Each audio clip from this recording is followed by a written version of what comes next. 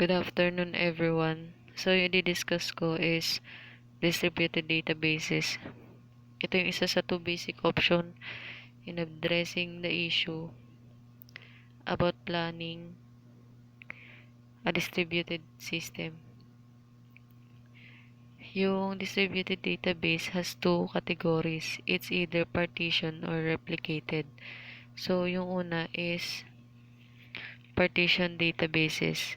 The partition database approach splits the central database into segments or partitions that are distributed to their primary users. So from the word itself, partition means hati-hati yung data or nasa iba't ibang sites. Kung yung sa central database is yung data nasa center lang or nasa isang site, yung partition naman distributed sa primary users. The advantage of this approach follow. Having data stored at local sites increases users' control. Once na yung data is partition, si organization mas malaki yung chance na may control siya sa mga gumagamit. Transaction processing response time is improved by permitting local access to data and reducing the volume of data that must be transmitted between IT units. So, kung si company may oras lang sila ng pag-respond sa transaction, mas malilimit yung data na pumapasok. Partition databases can reduce the potential effect of a disaster by locating data at several sites. The loss of a single IT unit does not eliminate all the data processed by the organization. One of its advantage is kapag kunwari may sakuna, hindi lahat ng data mawawala. Kung ano lang yung affected unit, yun lang yung may possible na magkaroon ng loss of data and the rest hindi. I have an illustration ng partition database approach. Best work siya sa mga minimal data sharing. Yung primary users yung nagmamanage ng data request from other sites para ma-minimize yung pag-access ng data mula sa malalayong gumagamit and um, kailangan suriin and magkaroon ng matinding analysis para sa mga pumapasok na data for the needs of data users. Then yung next is the deadlock phenomenon. A deadlock is a permanent condition that must be resolved by a special software that analyzes each deadlock condition to determine the best solution. In distributed environment, possible yung mga site has its own lock.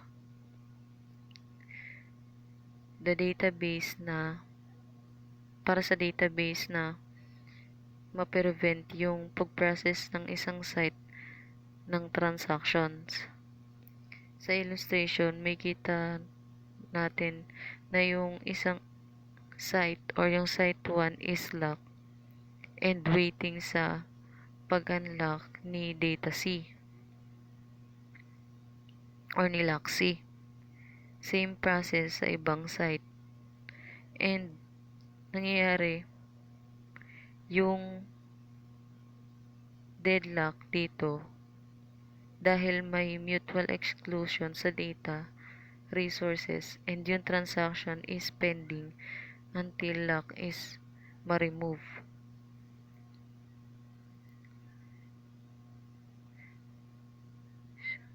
Pwede siyang mag-result sa incomplete process and dahil dito nasisira yung database and si accountant dapat aware siya dito.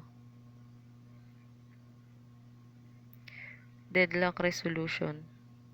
Resolving a deadlock usually involves terminating one or more transactions to complete processing of the other transaction in the deadlock.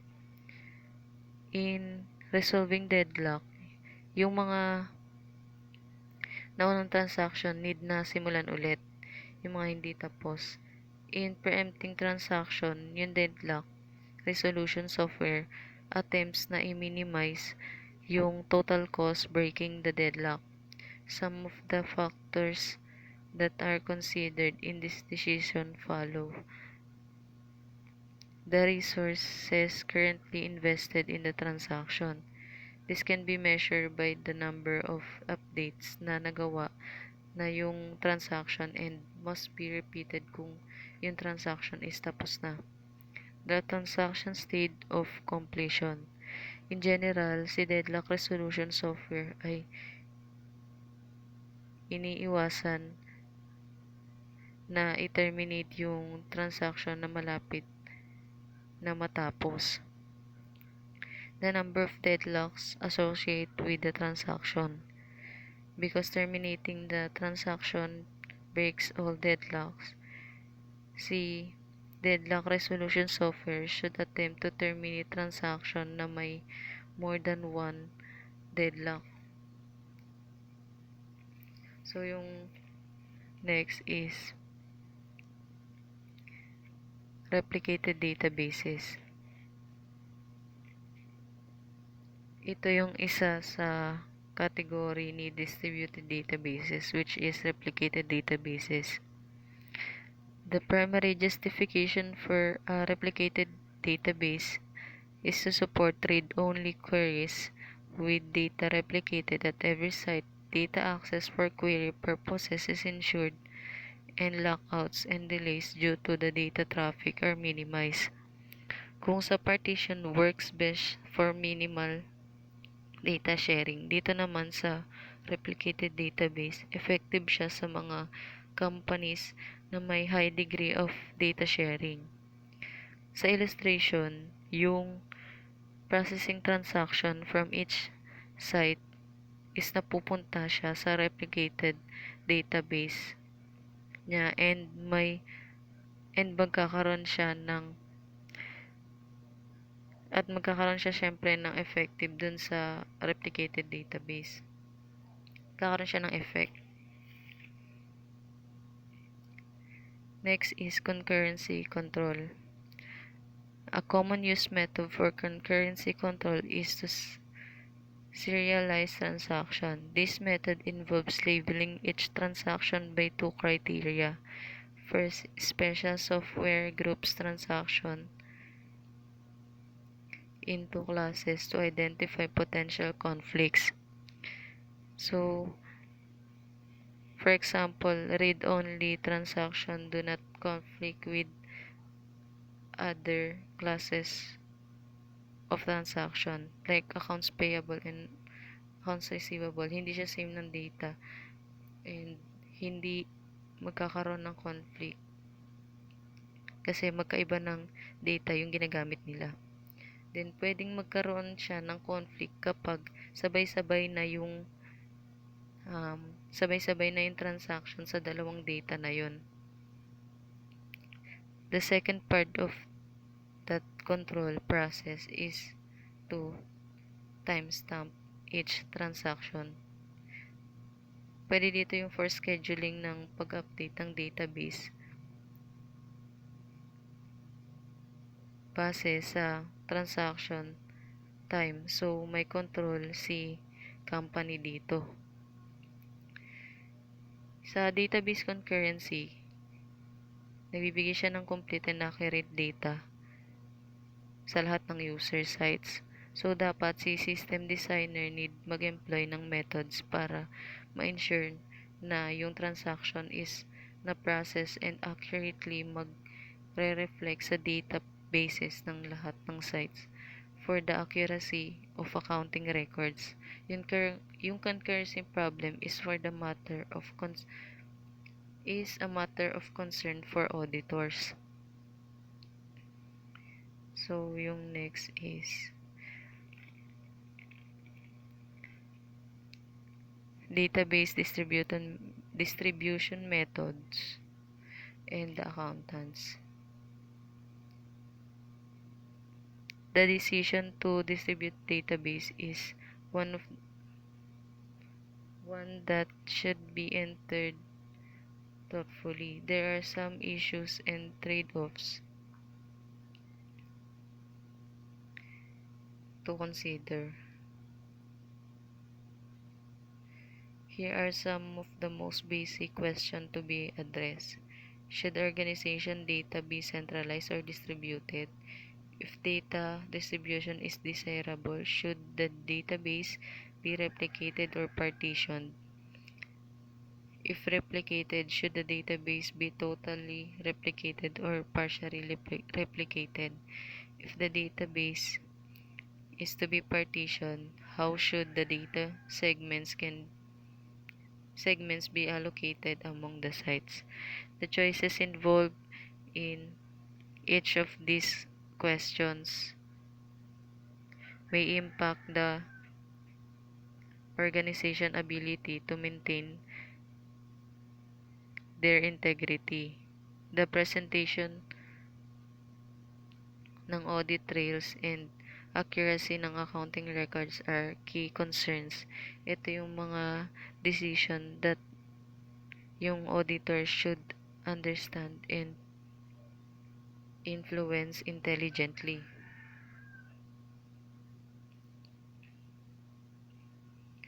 Controlling and auditing data management system. Controls over data management system fall into two categories. So, yung una is access control and backup control.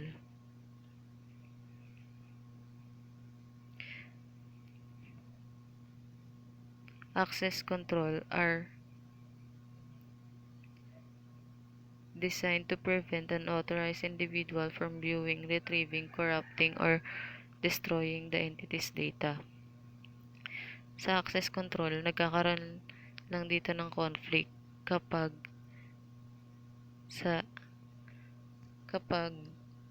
yung shared data base environment is at risk. Included dito yung corruption, theft, misuse, and destruction of data na nanggaling sa unauthorized intruders and users na may exceeded na access privilege.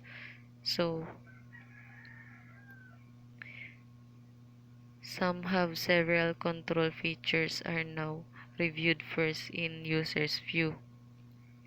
User's view, the user's view of or subschema is a subset of the total database that defines the user's data domain and provide access to the database. So, in a centralized database environment, the database administrator has primarily responsibility for users view design but work closely with users and system designers in this task. Access privilege to the database as defined in their view should be commensurate with the user's legitimate needs. Although users can restrict users' access to a limited set of data, they do not define task privileges as read, delete, or write. Often several users may share a single user view but have different authority level. So, for example, dito sa may subschema restricting access to database, si Smith, Jones, and Adams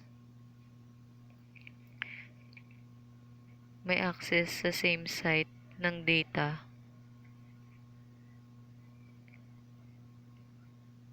set of data which is yung subschema users, yung account numbers, customer name, account balance, and credit line. Tapos, i-assume natin na mayroon silang lahat sila may authority to read. Pero si Jones lang yung may authority na mag-modify and mag-delete ng data. Affected yung access control requires more additional security measures. So, database authorization table para sa effective access control. The database authorization table contains rules that limit the actions a user can take.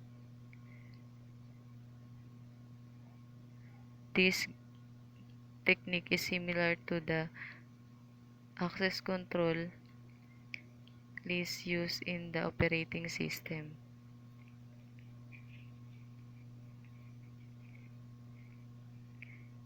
So, ayun nga, affected yung access control requires more additional security response like database authorization table. Example, kung kanina inassume natin na si J si Jones pala yung may authority to modify and delete the data. Sa table na to, yung database authorization table, pinapakita niya yung authority and level of actions ng each users. Kung saan lang sila binigyan ng access privilege sa certain actions na yun. Next is users-defined procedures. A user-defined procedure allows the users to create a personal security program or routine to provide more positive user identification than a single password. So, ang nangyayari kasi dito, may series of personal questions, bali additional password mo din siya. Sample question is mother's maiden name, mga ganon. Data encryption. Database system also use encryption procedures to protect highly sensitive stored data, such as product formulas, personal pay rates, password files, and certain financial data, thus making it unreadable to an intruder browsing the database. Sa data encryption naman, dito may security measure siya kung saan yung information is encoded and ma-access lang ng users na may correct encryption key. Biometric devices. The ultimate in users authentication procedure is the use of biometric devices, which measures various personal characteristics such as fingerprints, voice prints, retina prints,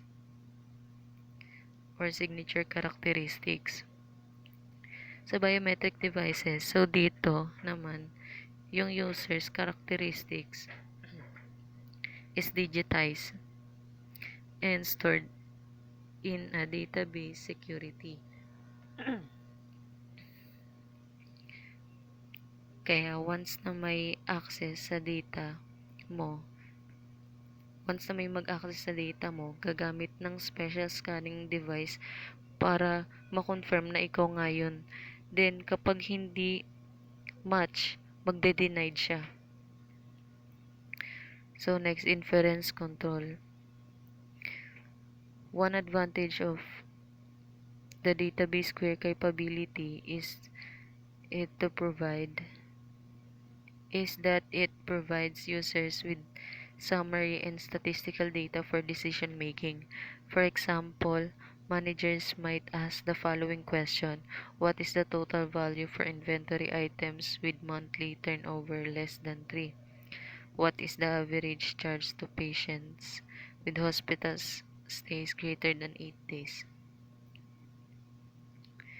What is the total cost of Class 2 payroll for Department XYZ? Sa pagsagot ng mga tanong na to, ay kinakailangan para sa resource management, facility planning, and operation control decision. Legitimate queries sometimes involve access to confidential data. Thus, individual users may be granted summary and statistical query access to confidential data to which they normally are denied direct access. Inference control should be in place prevent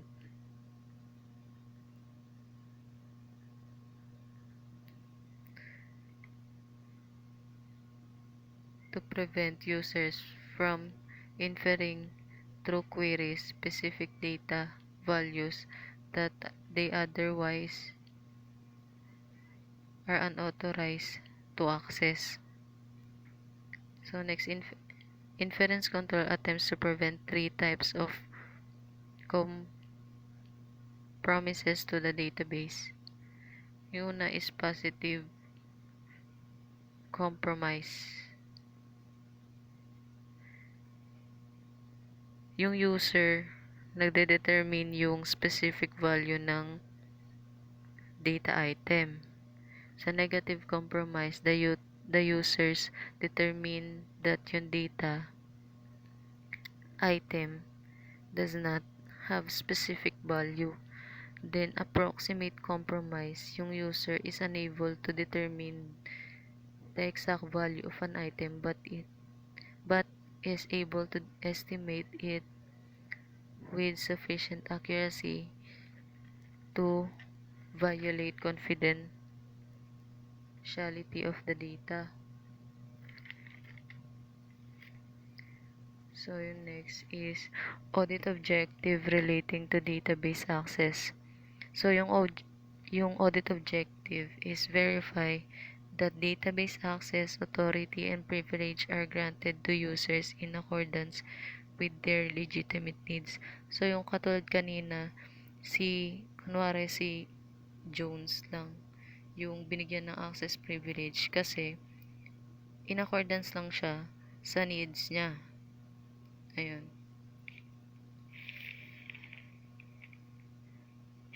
So, dapat